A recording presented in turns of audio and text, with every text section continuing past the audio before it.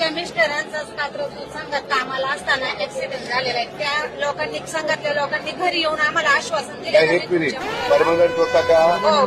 काय शिकलाय हा? ग्रॅज्युएशन झाले. बर. आणि मिस्टर काय करत होते? वाटप विभागात कामाला होते. स्वप्नील, मी आता जे काम सांगतो ते कुठल्याही परिस्थितीत झालं पाहिजे. आपल्या पुणे जिल्ह्यातल्या खेड तालुक्यातल्या चिखलगावचा युवराज भरत गोपाळे, त्याचे वडील हे 31/3/24 ला वाडा कात्रज दूध मार्गावर काम करत असताना त्यांचं अपघाती निधन झालंय. 1 तासांनी युवराज गोपाळे येऊन तुला भेटेल. त्याला करून घे लगेचच. ओके, मी तुला नोकरी आज देतो.